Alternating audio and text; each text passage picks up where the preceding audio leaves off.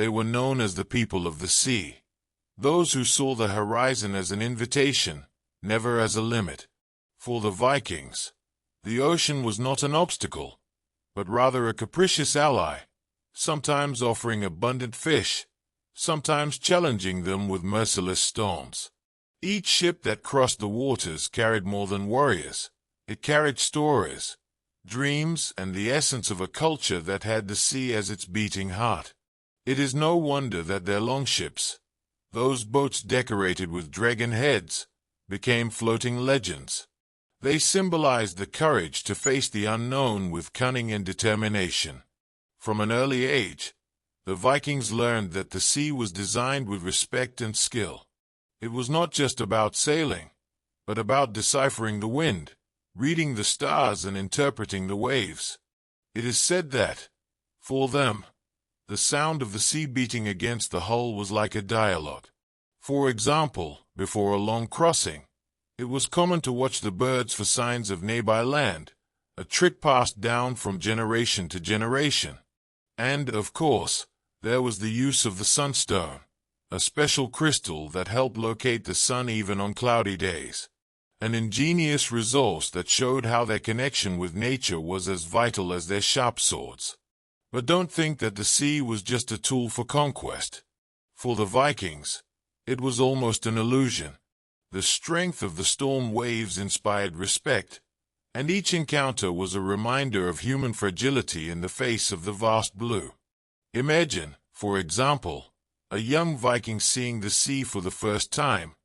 Fear and motivation mixed as he boarded his family's longship, feeling the sway of the waves like a hypnotic dance. This deep sea with the sea of tornadoes fearless in the face of danger. And it is precisely this audacity that paved the way for their greatest feats. At the heart of this tale stands Ulfric, a man whose name echoed through the fjords like a living legend. His hair, as blonde as the sun itself, seemed to reflect the light of a new day, and his eyes, as blue as the sea, captured the spirit of the waves and the sky in a single glance. To his people, Ulfric was not just a navigator. He was a guide, a bridge between the mainland and the vast ocean. His presence exuded confidence, and anyone who sailed under his leadership knew they were in safe hands. After all, Ulfric didn't just know the sea. He lived in perfect harmony with it. Ulfric's story was told around campfires, as an example to be followed. From a young age, he showed an almost supernatural ability to predict the mood of the waters. Once, while everyone was hesitant to set sail due to uncertain winds, Ulfric observed the seagulls and the clouds, concluding that the approaching storm would be nothing more than a brief turbulence. His companions trusted him, and the day's catch was one of the most bountiful in living memory. This episode cemented his status as a leader whose intuition seemed a gift from the gods. But what truly set Ulfric apart was the genuine respect he had for the sea and its people. To him, the ocean was not something to be mastered, but rather understood. He often said that the sea had a soul, and that sailing it was like dancing to an invisible melody.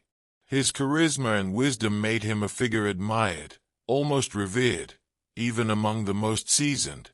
And deep down, the people knew that Ulfric would not only lead them to distant lands, but also to discoveries that would change their lives forever. They called themselves Vingsja, which in the ancient language meant children of the wind and waves. This name was not just a title, it was a statement of who they were. The Vingsja village, called Drekfjord, lay in a curve protected by mountains and fjords, where the wind danced freely and the waters were always rough. The ancestors said that the village was founded by survivors of a devastating storm, who found refuge there when all seemed lost. From then on, the sea and the wind became more than just natural elements. They were seen as divine protectors, a partnership that demanded mutual respect. The culture of the Vingsja was deeply shaped by the ocean. Every morning before sunrise, fishermen would gather to sing songs of gratitude to the waves, asking for bounty and safety. Children learned to sail small boats from an early age, competing against each other in races that were both fun and learning. The skill of building perfect longships, light and agile, was considered an art form. With each boat launched, there was a ceremony in which everyone gathered to touch the wood and whisper blessings, praying that the boat would always find its way back. But the Vikings' connection to the sea went beyond survival or tradition. There was a deep-rooted belief that the ocean had a soul of its own, and that it shared its secrets only with those who treated it as equals. The wind, they said, brought messages from distant lands, and the waves, stories from ancient times. Elders spoke of how Ulfric, leader of the Vikings, seemed to converse with the sea, understanding its whims and deciphering its messages. Perhaps it was this spiritual connection that made them so unique, or perhaps it was simply the fruit of generations of learning to live in harmony with the most untamed forces of nature. The night was particularly dark, the sky starless and the sound of the waves echoing like an uneasy murmur. Ulfric and his crew of the Vikings were in the middle of a raid, sailing through uncharted waters in search of new lands to explore. The silence among the men was almost palpable, broken only by the creaking of the longship. Suddenly, a cold wind swept across the deck, causing everyone to look at one another. Ulfric, his gaze alert, raised his hand to signal silence. Something was different, as if the sea had changed its mood. Then it appeared. First, a huge shadow beneath the water, moving with the frightening grace of something that should not belong in this world. The crew, transfixed, watched as the silhouette emerged, revealing parts of what could only be described as the legendary Jormungandr, the world serpent. Its scales gleamed with a spectral glow in the moonlight, and its eyes, as deep as the abyss, seemed to examine the mortals who dared to cross its path. There was no fury in its movement, but rather the imposing presence of a creature that knew it was feared. Ulfric, with a mixture of fascination and caution, ordered that no one move. The crew barely breathed as the creature continued its journey, its enormous body snaking through the waves with an almost hypnotic calm. For a moment, it seemed as if time had stopped. When it finally disappeared over the horizon, leaving only the rough sea in its wake, the men collapsed in a mixture of relief and awe. Ulfric, however, remained thoughtful. For him, this encounter was not a simple coincidence, but a sign, an omen that the sea had just revealed. After days of sailing, the wind finally carried them to a new land. Ulfric and his men saw the coast in the distance, with mountains covered in dense vegetation and wide fields that seemed inviting.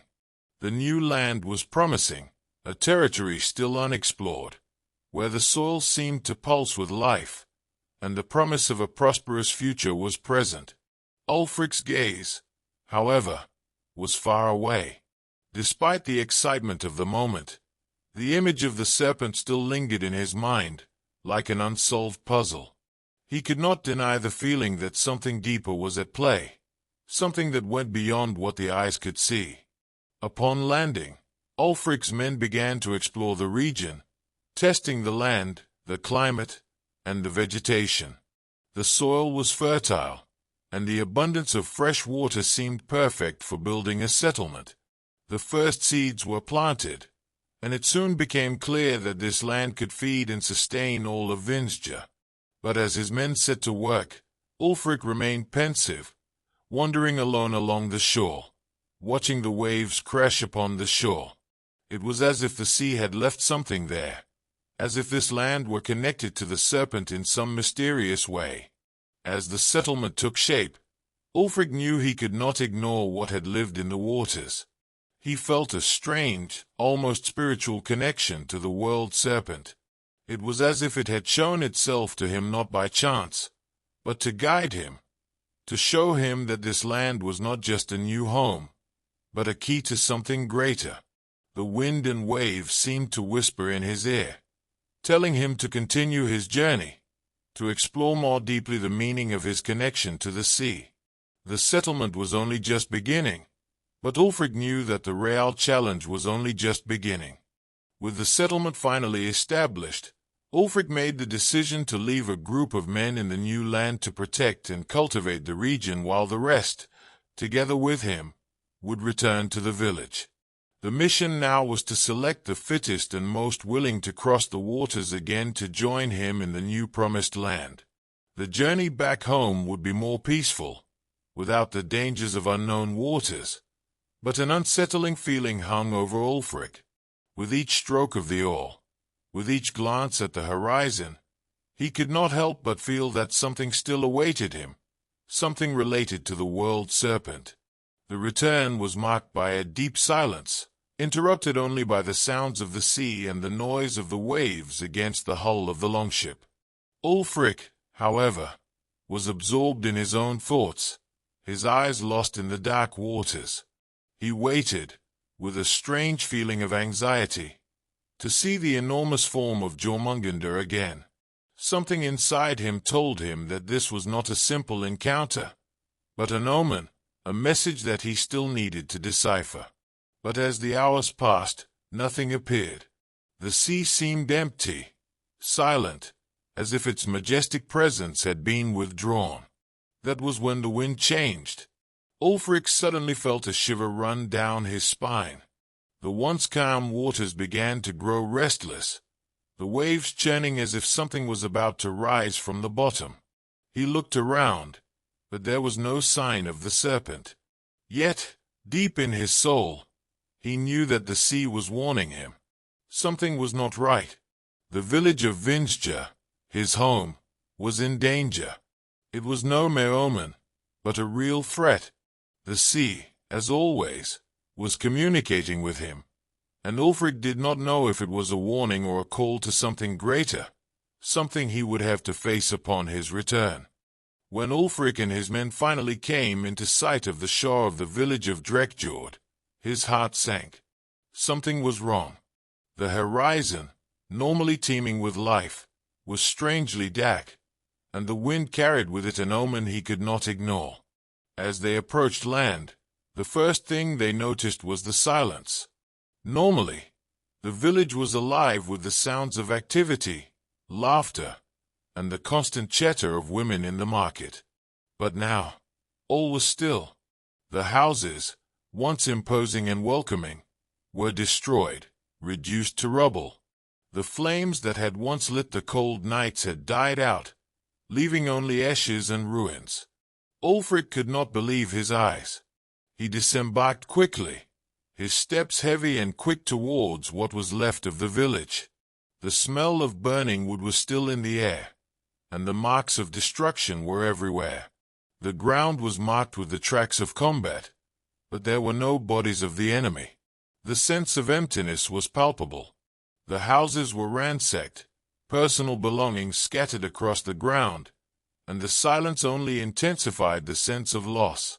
A few bodies lay, but not enough to justify the extent of the destruction. This made him stop, a lump forming in his throat. Where was everyone? As his men searched the village for survivors, Ulfric felt a growing anguish. Nothing made sense. There was no sign of a fierce battle, as if it had been a quick, almost surgical strike. What disturbed him most was the fact that there was no trace of who or what had done this. The survivors, where were they? It didn't seem like the work of looters, or a common enemy. It was as if something more sinister had happened, something he couldn't quite comprehend. Doubt crept into his mind. The sea had given him a warning, but he still didn't know the true extent of what was happening. What had really happened in Drekjord? After hours of searching, Ulfric and his men found no answers. The silence of the village, now a shadow of its former self, seemed impenetrable. There were no clear signs of what had happened, no clues as to the survivors. Anxiety took hold of Ulfric, and he felt a growing frustration. He moved away from the group, moving away to a more secluded spot, where the wind could no longer hear his thoughts. There, he sat on a rock, thoughtful, looking out to sea. The idea that something much greater was at stake haunted him. The sea, which had always been his ally, now seemed to be hiding something, and he knew he had to return to it. It was not a question of survivors or immediate answers, but of an omen. With a deep sigh, Ulfric stood up and ordered the men to prepare to return to the sea. They set out again, but this time there was no clear mission, no set route, only the hope that the sea, with its immensity and its mysteries, held the key to what had happened. Silence fell once more as the waves rocked the longship back into the deeper waters. Ulfric felt something calling him, a force that was almost invisible but irresistible. He knew he could not rest until he found the answer. Then, at a secluded spot where the sea seemed wider and the sky darker, Ulfric saw a familiar shape, a huge shadow moving beneath the water. It was her. Jormungandr. The world serpent loomed before him, immense, its scales shining unearthly. This time, there was none of the fear he had felt the first time. He felt a deep connection with the creature, as if he were finally facing a force that knew more than he could comprehend. The serpent rose from the depths, its golden eyes fixed on Ulfric, and in a voice that seemed to resonate within his mind, it spoke. Ulfric, son of the waters, the sea does not reveal everything at once. There are mysteries deeper than the simple search. The village was spared a darker fate, but those who were taken will have to make their own choice. Each one's journey is a fine line between survival and destruction. What you come to seek, you will find, but only if you are willing to pay the price. The serpent's voice echoed, and the waves, now choppy, seemed to reflect its presence. Ulfric remained silent, absorbing the words, but the feeling that something much greater was yet to come did not leave him. He knew that the search was only just beginning.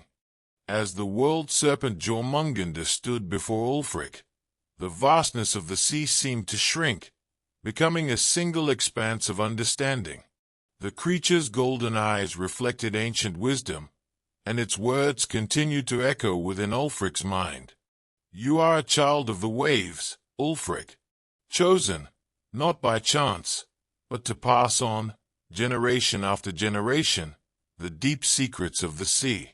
The sea and its mysteries were given to you, as an inheritance, a legacy that few understand and many try, in vain, to master. Jormungandr's words resonated with immense weight. Ulfric felt something pulse within him, as if the sea itself had chosen him for something greater, a destiny he did not yet fully understand. Ulfric sat firmly on the edge of the longship, staring out at the turbulent waters around him. He knew the serpent was speaking the truth, but a part of him still felt the weight of responsibility, the fear of not being worthy of this role. What does the sea demand of me? He asked, his voice deep but filled with desperate curiosity. The serpent, its immense body undulating in the water, responded with a calm that seemed timeless. It does not demand, son of the waves, but guides. The sea does not impose destinies, it only reveals them. What you seek is a journey, and it is this that will make you worthy of what the sea has to offer. Ulfric's request came in a moment of anguish, after so many searches without answers. My village was destroyed, my people disappeared. Where are the survivors? What happened? Jormungandr was silent for a moment, as if pondering the question. They are beyond the waters you know, taken to a place where time is not the same, where their choices will be shaped by their destiny. It is not your place, Ulfric, to intervene in their journey. The sea will hold the answers, but only when you are ready to face what you truly are. The serpent's words fell heavily on Ulfric, but he sensed there was more, something yet to be revealed. The sea, as always, seemed to hide secrets he did not yet understand, and the search for those answers would take him further than he imagined. With the serpent's revelation, Ulfric felt the determination in his heart rekindle. He did not know what exactly awaited him, but he knew that his journey was about to reach a crucial point. The island where his people were being held prisoner was not just a remote location, but an isolated castle surrounded by treacherous waters, a place where power seemed immense, and the presence of the sea, which had always been their ally, now made itself felt with a different gravity. Ulfric gathered his men on the drakars, the long, fast boats with sails as black as night, which cut through the waters with precision. He was determined to save his people, no matter what the cost. Jormungandr's words still echoed in his mind, but he no longer cared. His people needed him, and that was all that mattered. The crossing to the island was tense. The sea seemed somehow rougher, as if it were testing the drakars, daring them to continue. But Ulfric's strength and the skill of his men overcame the waves. When the island finally appeared on the horizon, an imposing silhouette against the cloudy sky, Ulfric felt a tightness in his chest. The castle, a stone fortress, towered over the cliffs like an unstoppable monster. But nothing would make him retreat now. The mission was clear, and the will to save his people overcame any fear. Upon reaching the coast, Ulfric and his men quickly disembarked from the longships. He knew he couldn't make a direct approach, so he opted to infiltrate. Disguised among the local population, Ulfric walked through the streets of the village that surrounded the castle. He observed everything carefully, taking in every detail.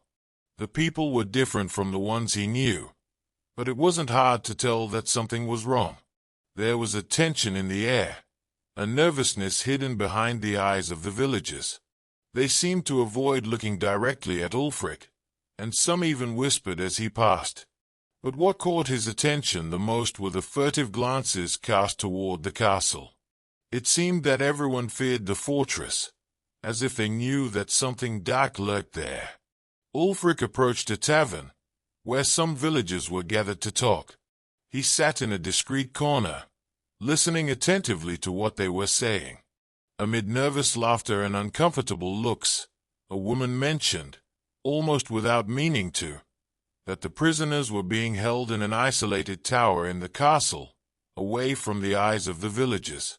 His heart raced. That was where his people were. Then, Ulfric knew he needed to act cautiously, but now the answers were within his reach. He stood up silently, certain that his mission was about to reach a new level. The castle was within his reach, and the fate of his people was about to be revealed. With the information obtained, Ulfric returned to the sea with his men, his heart heavy but determined. The island was a hostile place, and the number of prisoners was smaller than he had imagined, but the situation was no less desperate. Only 30 people, including adults, elderly and children, were in captivity, while the enemy army was immense, with a force 10 times greater than his own troops.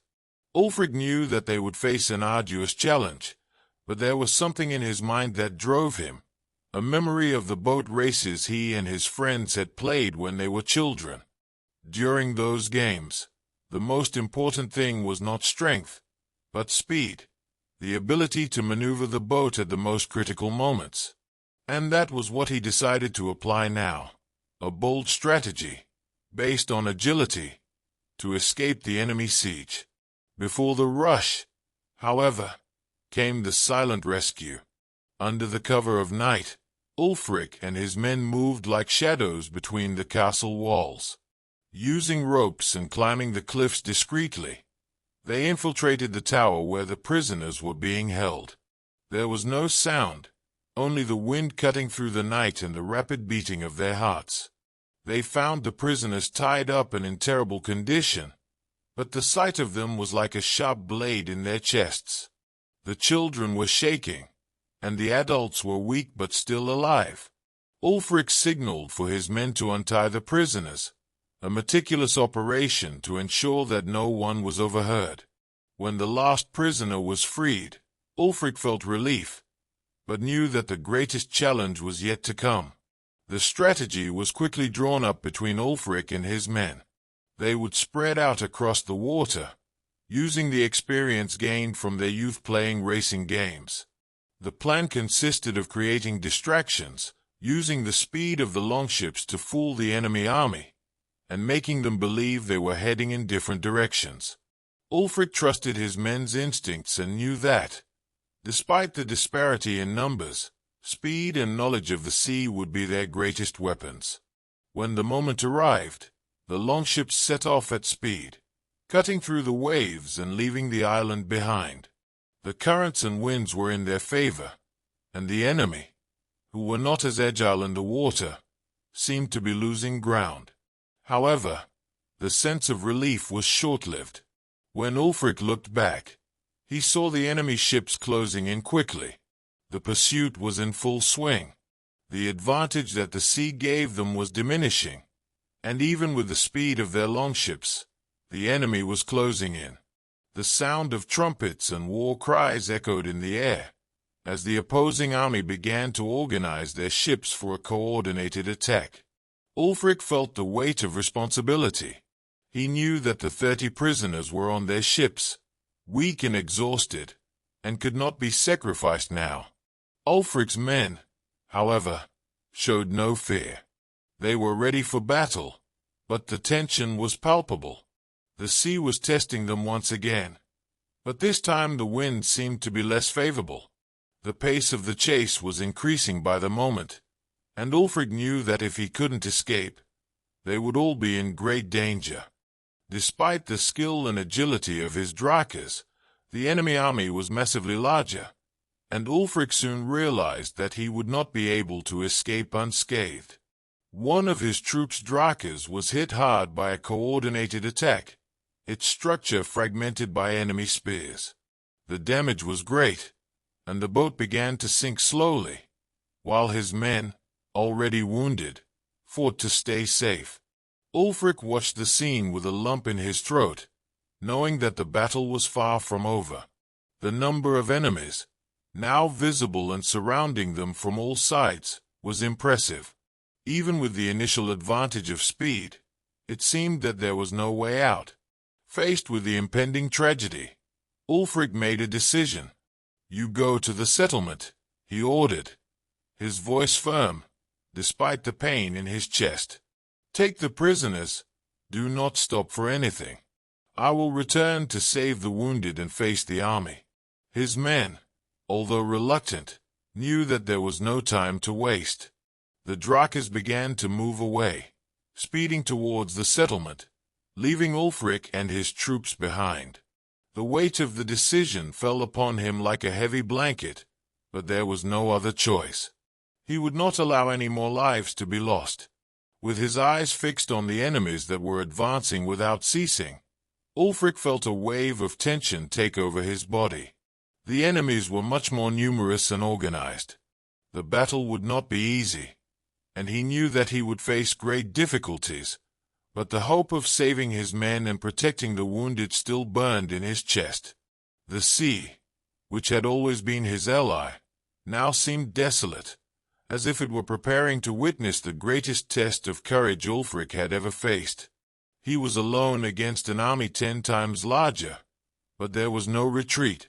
The fate of his people was in his hands. The sea, once vast and calm, now seemed like an enraged beast, as if it had been awakened by the chaos of the battle itself. The waves began to rise, forming gigantic walls of water that crashed into each other, creating an overwhelming force. The sky, cloudy and dark, seemed to reflect the rage of the ocean. Ulfric, with his gaze fixed ahead, barely had time to react before a monstrous wave separated them. The longship carrying the wounded was thrown away, while his, already in motion, began to be swallowed by a tide that grew by the second. As his men desperately tried to control the boat, Ulfric felt the weight of defeat approaching. The wind cut like blades and the water was already rising above him, almost as if the sea wanted to swallow everything. He shouted for his men to stand firm, but he knew that the battle was lost. The waves roared, crashing against the hull of the longship, and the enemies, too close, began to surround him. Ulfric knew the end was near. He looked at the wounded men, already in his last line of defense, and fear gripped his chest. He was surrounded, with no way out. The only choice now was to face fate. But then, an explosion of strength and majesty rose from the sea. A gigantic shadow appeared on the horizon, breaking the waves as if they were mere breezes. Ulfric felt a deep vibration, something that reverberated in his soul. The sea was moving like never before. And then, as if sent straight from myth, Jormungandr, the world serpent, emerged from the abyss with the strength of 7 kingdoms. His scales gleamed, and his eyes, deep and ancient, fixed on Ulfric. The serpent, with its colossal presence, stretched out over the sea, breaking the enemy battle line, dragging their boats and disintegrating them in a whirlwind of water and destruction. The enemy men, who had previously been numerous and imposing, did not stand a chance. The sound of the chaos of the fight was drowned out by the roar of the waves and the strength of the serpent that destroyed everything in its path. Ulfric, astonished, watched the scene, feeling the force of the sea in each movement of Jormungandr. The sea, finally, rebelled to protect the son of the waves. Ulfric, still in shock at Jormungandr's devastating power, bowed his head in gratitude. He knew that without the serpent's intervention, his fate and that of his men would have been sealed. With the battle now over, he approached the gigantic figure that loomed before him, its imposing presence filling the sea. You saved us all," Ulfric said, his voice reverberating with emotion. The serpent, with a gentle movement of its head, fixed its golden eyes on the warrior, conveying a deep understanding. It was as if, through that connection, it knew the weight of his words. "Children of the waves," Jormungandr said, his voice emanating from the water like an ancient whisper. "You, Ulfric, have the sea as your soul, the sea that has always guided your steps. There is nothing left to fear." The serpent then moved again, its scales reflecting the dim light of the sky. In a majestic and delicate gesture, she wrapped her colossal body around Ulfric and his men's boats, as if she were protecting them in a silent blessing. "Your journey does not end here, but this is the time to rest. I will guide you to the settlement." The serpent's movement was like a dance in the ocean, carrying the wounded and the boats to safety with an unearthly calm. Before Ulfric could thank her once more, Jormungandr turned to the sea, his presence slowly disappearing into the depths. "May the sea always be with you," the serpent said, his voice still echoing in the waves. And with that, she disappeared into the abyss of the ocean, leaving Ulfric and his men, now safe, with a light heart and the certainty that their destiny was in greater hands. As the boats glided gently to the shore of the settlement, the tranquility of the sea seemed to speak for itself, as if the ocean itself had offered its blessing to all. Ulfric and his men arrived at the new village of the Children of the Waves, safe and sound after Jormungandr's incredible intervention. With a renewed heart, he knew that the sea had been the force that had guided them there, but now it was up to them to build something that would last. Under Ulfric's leadership, the village began to grow, its foundations laid as a new hope for all. The houses, markets, and temples rose from the rocks and waves, imposing and strong, reflecting the resilience of a people who, like the sea, could never be tamed. Ulfric became not only a leader, but also a keeper of traditions. He began to teach the younger generation the secrets of the sea, the mysteries he had learned from Jormungandr, passing the wisdom down from generation to generation. "We are children of the sea. We belong to it, and it to us," he would say, reminding all of the sacred pact between his people and the vast ocean. And so the culture of the children of the waves flourished, growing stronger and stronger, knowing that the wisdom of the sea would never be forgotten. Though the serpent was never seen again, Ulfric never lost his sense of its presence. He knew, from somewhere deep in the ocean, that Jormungandr was still watching. And so, whenever he gathered his people around the campfire, Ulfric would tell stories of the giant world serpent, his friendship with it, and how, in the most desperate moment of his life, it had been his savior. The legend of Ulfric and Jormungandr became a symbol not only of the power of the sea, but also of the eternal alliance between the children of the waves and the mysteries of the ocean. Did you like this story? Subscribe to the channel and turn on notifications so you don't miss the next epic sagas. The journey continues.